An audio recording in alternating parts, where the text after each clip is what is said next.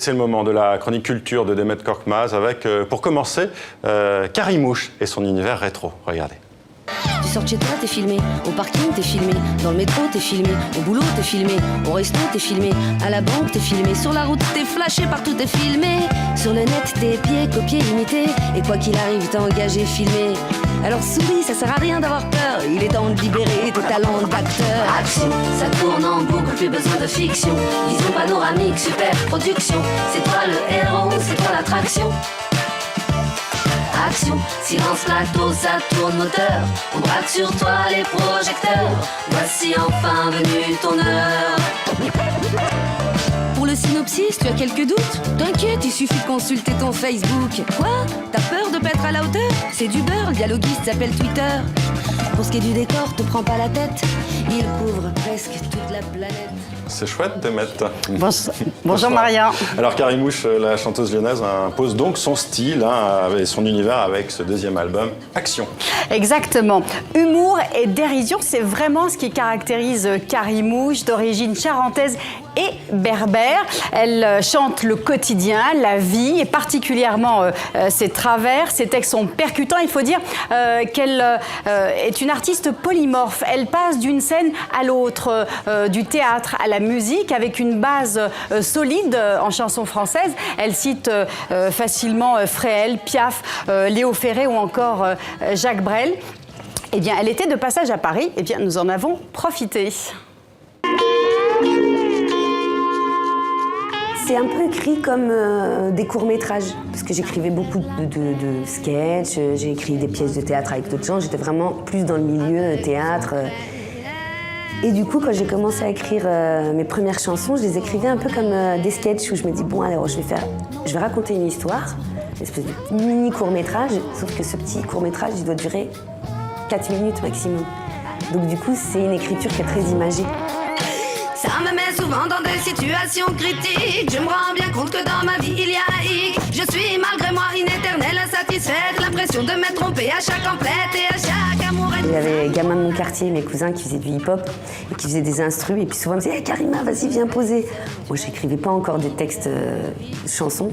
Et j'allais poser des textes de Jacques Brel, Edith Piaf et tout. Mais lui, il connaissait pas. Et à chaque fois, il faisait c'est toi qui as écrit ça? Ouais.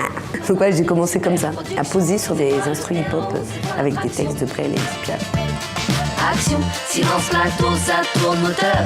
On braque sur toi les projecteurs. Voici enfin venu ton heure. Coupé. Oui, et sachez que Karimouche sera également à l'affiche la saison prochaine d'une série télévisée sur la chaîne Arte, la chaîne franco-allemande. Du cinéma à présent, Demet. Oui, exactement. Après Alpha Win, l'enfant des terrasses et un été à la goulette, Ferid Bouguedir revient. Il signe un nouveau long métrage, Parfum de printemps. C'est la sortie cinéma de la semaine. Le réalisateur tunisien dépeint cette fois la révolution de Jasmin, mais avec beaucoup de finesse et surtout beaucoup d'humour. Il le revendique.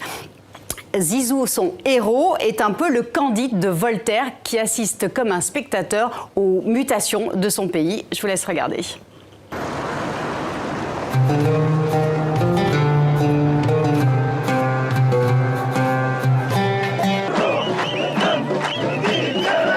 Quand on parle du printemps arabe, entre nous, c'est devenu pour beaucoup de gens plutôt un automne, quoi. Ça s'est plutôt mal passé. Donc moi, je me suis dit aussi que c'était peut-être le moment de parler de ces choses vraies, mais avec légèreté. C'est-à-dire parler de choses sérieuses sur un ton léger.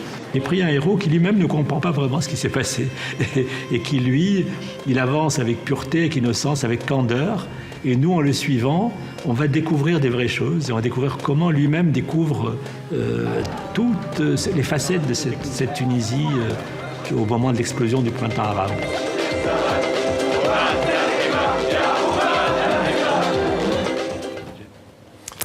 Et Démette, on finit par la découverte d'un peintre méconnu.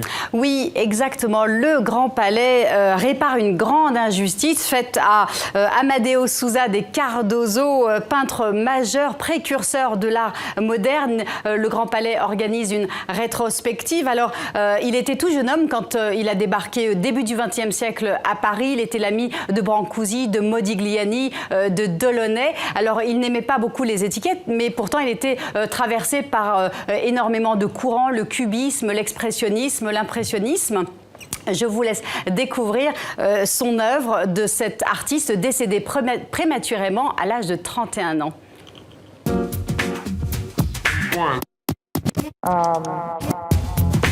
Cette exposition au Grand Palais, c'est une façon d'apporter un chapitre complètement nouveau à l'histoire de l'art, puisqu'on se rend compte qu'il y a un artiste qui a joué un rôle essentiel dans l'avant-garde juste avant la guerre de 14 et qu'en France, on a complètement oublié.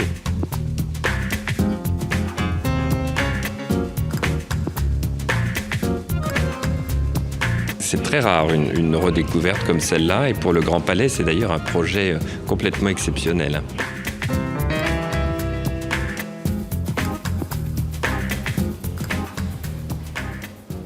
Merci Démette, à bientôt. Au revoir Marien.